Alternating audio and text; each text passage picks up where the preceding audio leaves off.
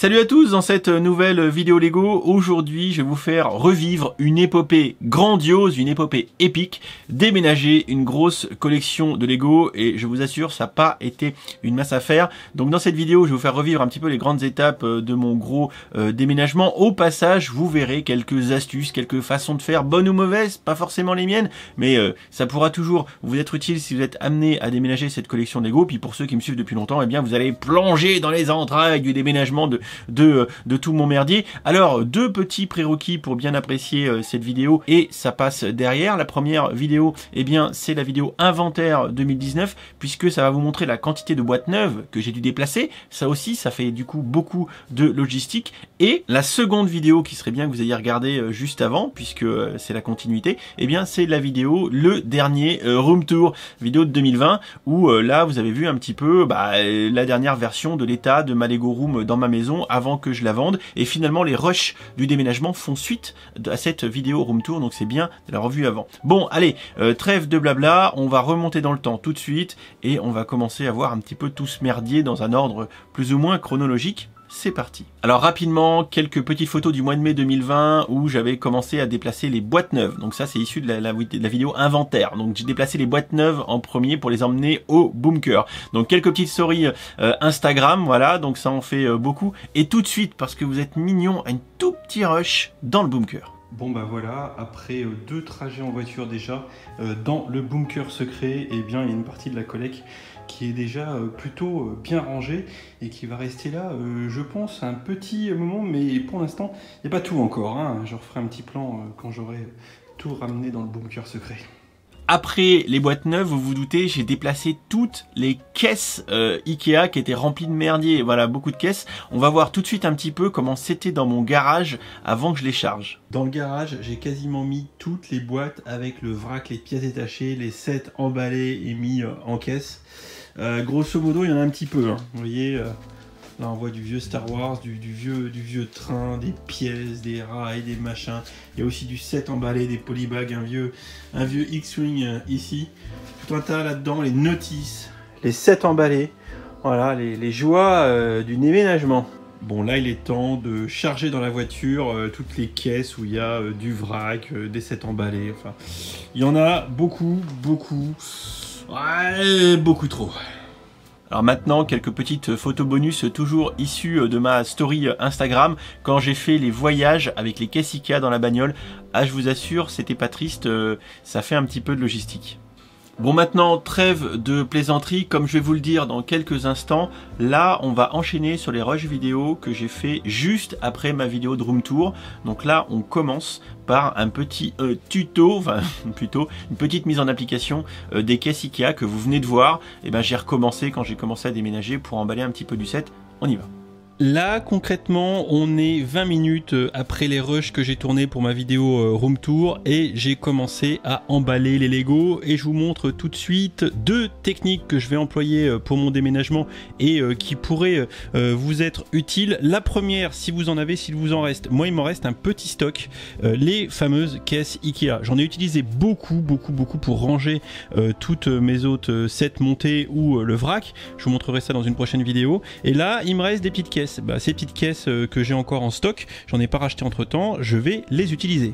Donc là il s'agit des caisses Samla, le plus petit modèle dans lesquels j'ai commencé par mettre les briquettes. Les briquettes c'est petit, c'est pas trop fragile, ça s'empile bien et il n'y a pas trop de risque de les mélanger. Donc j'ai mis directement les briquettes dedans comme ça à touche-touche. Et puis encore une fois avec les caisses transparentes, ce qui est bien c'est qu'on sait ce qu'il y a dedans pour ensuite récupérer ce qu'on veut, c'est quand même plutôt pratique. Alors pour info, hein, j'ai fait une vidéo tuto sur le rangement des Lego avec un gros topic sur les caisses Ikea. Mais là du coup si vous voulez les infos, c'est le petit modèle, il y a la référence et ça fait donc du 28 par 19 par 14 cm. Et encore une fois, ce que j'aime beaucoup dans ces caisses Ikea, c'est qu'elles s'emboîtent bien, elles s'empilent bien, parce qu'en fait on a une rainure dans les couvercles. Vous voyez, hein, le moulage des couvercles laisse une empreinte sur le dessus, sur lequel on va pouvoir mettre la caisse suivante. Et ça franchement, c'est cool et c'est super pratique. Bon, faut pas faire forcément comme moi et une tour de la terreur avec un empilage de caisses de la mort, parce que si on les fait tomber c'est échec, mais disons que ça reste quand même assez stable, même quand on fait des empilages. village. À l'instant, je vous ai montré la caisse de 5 litres, mais il existe aussi d'autres modèles, comme ici la version 11 litres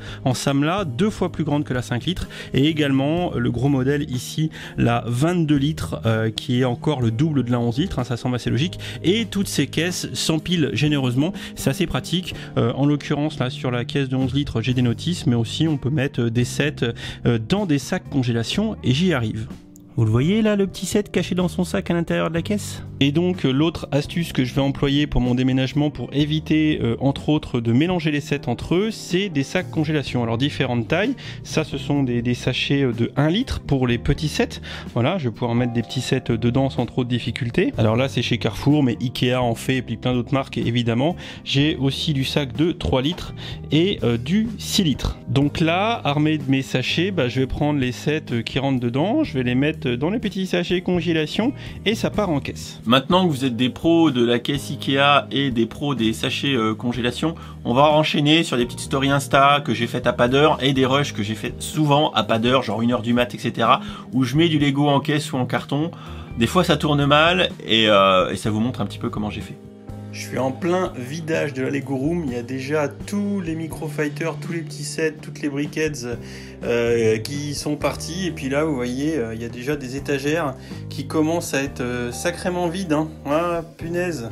Vu l'heure, je dois commencer à fatiguer, j'ai échappé un carton. Bon, visiblement, les sacs, ça a dû amortir. Rien d'y aller avoir de trop cassé, mais... Petit échec nocturne. Là, concrètement, il est 1h15 du mat le samedi, du coup 18 juillet, le jour du déménagement. Voilà, et j'ai fait des cartons depuis toute la journée. J'ai réussi à vider cette étagère, donc c'est en mettant ici, hein, j'ai triché un petit peu. Et j'ai aussi réussi à vider ce meuble-là qu'on va du coup pouvoir bouger. Reste à descendre le Star Destroyer, mais je vous avoue, à 1h du mat, je vais pas trop m'amuser, ça serait un coup à faire une fausse manip, un petit peu d'ailleurs comme le Faucon Millennium, qui est là-haut, voilà. Pour le vidage des étagères, et ça résonne parce que c'est tout vide maintenant, et les transports courte distance, je vais dire comme ça, le carton ouvert à l'arrache pistache, en étant délicat, ça fonctionne. Quand dans l'ancien bureau, il ne reste plus que les armoiries de Poudlard. Il ne reste plus rien. C'est tout vide. Sniff. Et oui, sniff, parce que c'est vrai que quand tu retrouves ta pièce toute vide et il ne reste plus que les armoiries de Poudlard, c'est vrai que ça fait vide et ça fait un petit quelque chose. On enchaîne par quelques petits voyages en voiture. Vous allez voir comment j'ai tout mis ça dans le coffre de la bagnole. C'est assez folklorique. Petite séquence déménagement du soir. Alors par exemple là je fais un voyage et un technique comme celui-ci qui est vachement robuste finalement, je vais le mettre dans la voiture posée, voilà, parce que de toute façon il est sur ses suspensions, il est méga robuste, même s'il se vautre, je risque pas grand chose. Un peu pareil, le X-Wing UCS, j'ai juste démonté, vous allez voir, les lasers qui sont en bout d'aile parce qu'ils seraient en train d'appuyer sur le carton. Mais sinon, c'est un set qui est assez robuste, donc mis dans un carton comme ça, ça va très bien, je pense, très bien se passer pour le transport. Enfin, dans la catégorie transport courte distance, carrément mettre les sets complets dans le fond d'une caisse comme ça Ikea ou d'un carton. Là aussi, ça se passe bien quand vous tassez pas trop, quand ça frotte pas trop. Là, ça va pas trop bouger et encore une fois, je pense que ça devrait bien se passer. Et je vous confirme, ça s'est bien passé. Dans l'absolu, quand on déplace des sets montés comme ça et qu'on va les ressortir tout de suite, faut pas trop se prendre le chou. Caisse non fermée, set posé directement par-dessus autre chose comme le 4x4, ça craint rien du tout. Faut pas trop vous stresser. On va voir ça d'ailleurs tout de suite quand je transporte des gros techniques directement dans le coffre. Faut pas avoir de pitié. Ce soir, un autre petit voyage qui, comme vous pouvez le constater, est sous le signe du technique. J'emmène dans mon bunker secret des gros sets, les vieux Tagazu et les gros trucs qui prennent une place folle, que de toute façon je pourrais difficilement démonter parce que le technique c'est juste une horreur. Donc du coup, je les mets directement comme ça dans le coffre de la bagnole sans aucune précaution, puisque globalement, un Lego technique, quand il est bien monté, ça craint pas trop d'être secoué et d'être transporté comme ça à l'arrache sans rien. À l'exception ici, vous le voyez, de la shuttle que j'ai mis quand même dans un carton parce qu'elle est très ancienne, elle a un peu souffert et elle est susceptible de perdre quelques pièces. Allez, je continue le déménagement de la mort. Bon là vous vous doutez, transporter les techniques comme je viens de vous le montrer, ça pose pas de soucis quand on les garde montés. De toute façon c'est robuste de base, donc faut pas trop se prendre le chou. On va enchaîner tout de suite avec un transport de gros sets un peu fragile. Vous allez voir là tout de suite un petit peu plus folklorique. Nouveau jour, nouveau transport, nouveau trajet Lego, suite du déménagement encore. Aujourd'hui, comme vous pouvez le voir, du gros set. Alors comment je fais pour les gros sets, bon pour de la courte distance, ceci dit même longue distance ça marcherait. J'utilise, et vous avez dû les reconnaître, les cartons de shipping de chez Lego, les grands cartons. Voilà, les cartons qui s'emboîtent. Hein. Là grosso modo en fait il y a deux cartons avec le mâle et la femelle à chaque fois qui font un carton complet, hein, deux morceaux. Et quand je prends à chaque fois une moitié de carton, ça me permet de mettre dedans du gros set. Alors j'évite de trop les mélanger pour qu'on mélange pas les pièces, hein, bien évidemment. Par exemple, grosso merdo, le Pirate of Barracuda Bay, là, il est tout seul. Aussi, ce que j'ai fait à chaque fois, c'est limiter la hauteur. Par exemple, du peu qu'on peut sur le haut de la tour de la maison hantée, j'ai enlevé un peu le toit. Pareil pour le château de Poudlard, j'ai enlevé une partie du dôme pour bien sûr pouvoir fermer le coffre hein, déjà. Et toute la hauteur qu'on perd dans le Lego, ça évite que ça bascule dans la voiture. Donc voilà, petite précaution. Là, je vais conduire mollo et ça devrait bien se passer. Bon, c'est bon, mon trajet s'est plutôt bien passé, j'ai trop rien pété. Bon, il me reste pas mal de choses à vider, donc là, il faudrait que je vide. Je vais poser tous ces Lego par terre, je pense, pour démonter les étagères, parce que j'en ai besoin. Et après, je vais mettre des Lego en caisse dans les caisses Ikea qui me restent, et sinon, je vais en mettre en sachet congèle dans des cartons. J'ai du boulot. Côté boulot, j'ai avancé un petit peu parce qu'il n'y a plus les étagères, il reste juste quelques sets qu'il va falloir que j'emballe, le Faucon Millenium qu'il va falloir que j'emmène et quelques sets ici qu'il va falloir que j'emballe ou que je décide ce que j'en fais et où je les mets. Dans le salon en vrac, le résultat de ma séance de rangement, ici j'ai un carton avec des sets qui sont rangés en sac congélation. Là ici pareil, j'ai deux cartons, hein, toujours hein, les cartons qui servent au shipping de chez Lego. Donc deux cartons pleins remplis de sachets avec des sets dedans. Donc là par exemple, j'ai grosso merdo tous les X-Wing qui sont emballés. Ici on voit il y a du TIE Fighter, d'autres sets Star Wars. Et là derrière, j'ai en carton non emballé des sets que je vais essayer de ranger comme ça dans mon vaisselier qui doit être vide, et je vais tenter de les ranger donc sans les emballer et donc sans les démonter, ce qui serait assez pratique. Bon direction bunker pour un autre voyage. Là c'est assez risqué parce que dans les cartons j'ai des Lego que je veux pas démonter, et en dessous tout un tas de cartons, des caisses remplies de trucs en sac congélation. Je vais serrer les fesses durant le trajet en espérant que ça se passe bien. Mais ça se passe toujours bien avec les transports Dimitri. Alors le maître mot là-dedans, dans tout ce que vous venez de voir, c'est de rouler mollo, hein, que ça soit les gros sets comme vous voyez hein, la maison hantée qui est encore là debout. Faut pas rouler vite, vous prenez un Dodan, vous défoncez tout, parce que là c'est juste posé dans des boîtes en carton ou un petit peu empilé comme vous venez de le voir. Allez, là au moment où on se trouve dans le déménagement, je suis vraiment sur la fin, la maison est quasi vide, ça commence à être sniff maximum. Bon, après encore quelques heures et beaucoup d'écho de travail intense, eh bien la pièce Lego est vide. Sniff, sniff, sniff. Il n'y a plus rien. Là où feu mes étagères étaient, elles n'y sont plus. Et il me reste deux trajets à faire en termes de Lego. Le Faucon Millenium que je vais transporter là, que je ramène chez moi. Il me restera ensuite encore le Star Destroyer. Là, le Faucon Millenium, je le transporte directement sur son trépied à l'arrière de la voiture.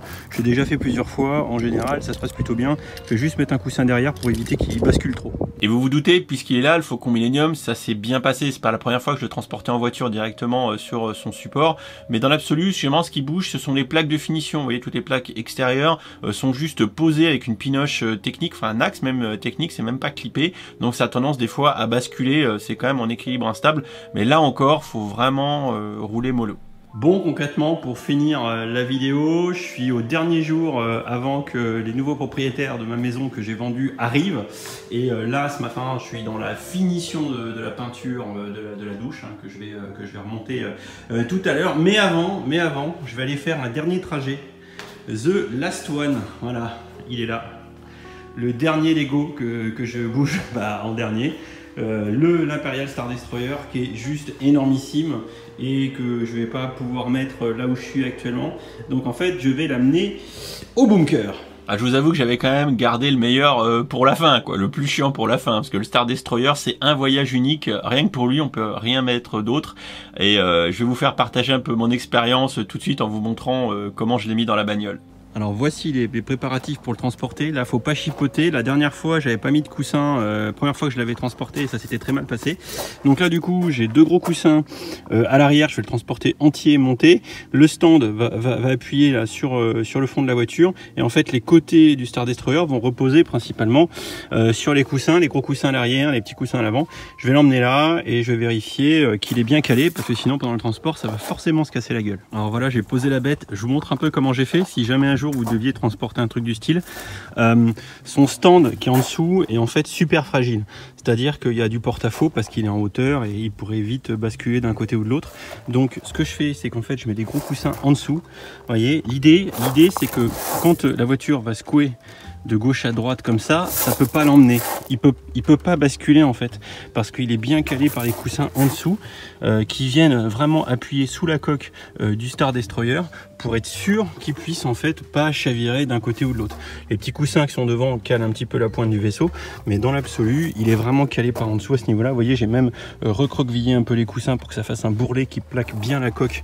La coque qui est en V, vous voyez, donc il faut vraiment qu'il soit soutenu pour éviter de basculer. Bon, maintenant je vais y aller, je vais aller au bunker, je vais serrer les miches, il y a plein de ralentisseurs, donc je vais faire super gaffe je vous dirai après si je les fracassé ou pas. Évidemment, je l'ai pas fracassé, je vous rassure, il est entier, il est actuellement stocké au bunker. Ceci dit, j'ai plus de chances de le faire tomber en tapant dedans, en allant ranger des cartons dans le bunker, que qu'en le transportant au final. Voilà, ainsi cette vidéo s'achève. Vous avez vu un petit peu globalement ce que j'ai fait pendant ce déménagement, parce que j'ai pas tout filmé. Évidemment, vous doutez, si je passe plus de temps à filmer qu'à ranger, j'y serai encore. Mais j'espère en tout cas que cette petite plongée dans un déménagement de Lego vous aura fait plaisir. C'est assez roots, parce que j'ai filmé de façon très décousue, entre un peu de story Insta, un peu filmé au smartphone, un peu filmé avec le Lumix, donc c'est un peu tout mélangé, mais j'avais envie de vous faire cette vidéo déménagement, et si vous êtes mignon, ça vous me le dites en commentaire, si vous êtes mignon, j'irai vous faire une vidéo dans le bunker. Vous avez vu un tout petit aperçu tout à l'heure, mais c'est rien comparé à dans l'état que c'est maintenant. Voilà. Et puis, je vous avoue que je ferais bien une petite photo urbex. Commencer dans la forêt, rentrer dans une ruine, sentir le danger à fleur de peau avant de rentrer dans un bunker désaffecté où une collection de Lego dort depuis des centaines d'années. J'aimerais bien vous faire une vidéo un peu débile. Voilà, encore un truc qui prendrait du temps. Dans l'absolu, si je fais ça pour Noël, ce serait bien, mais il faudrait que je trouve des sites un peu chelous en Berry pour faire ça, quoi. Donc si jamais vous êtes du Berry, vous connaissez des sites d'urbex, vous me dites, il y aurait peut-être moyen d'aller faire un truc rigolo, juste vraiment pour contextualiser la visite du bunker. Voilà. Bon, bref, je vous souhaite à tous un bon dimanche pour ceux qui regardent la vidéo quand elle sort, bien évidemment. À venir, tout un tas d'autres reviews pour ceux qui seront là au moment où cette vidéo sort encore une fois. Merci à tous pour votre soutien, merci à tous pour votre fidélité, tout ça sur ce genre de vidéo. Voilà, je me fais plaisir. Et puis ça change que des vidéos review et des vidéos actu, un peu des vidéos comme ça hors contexte. Et si vous avez besoin des questions par rapport à un déménagement, n'hésitez pas à éventuellement me poser des questions ou à discuter entre vous. Alors tout ça, les quelques modestes conseils et modestes choses que vous avez dit dans la vidéo, c'est pas des sciences exactes, c'est pas des vérités absolues. Chacun fait un peu comme il veut quand il déplace ses Lego. Mais de toute façon, déplacer une collection de Lego, c'est jamais facile parce que ça prend énormément de temps, ça prend énormément de place. Là, vous avez vu grosso modo le séquencement, les boîtes neuves d'un côté, le vrac ou les sets emballés en sachets plastiques dans des caisses et le déplacement des sets complets. Voilà un petit peu les 3 volets du déplacement d'une collection Lego. Et là encore, je vous ai passé les détails du démontage quand il faut faire du démontage. Bref, des bisous, un bon dimanche et à bientôt pour la prochaine vidéo.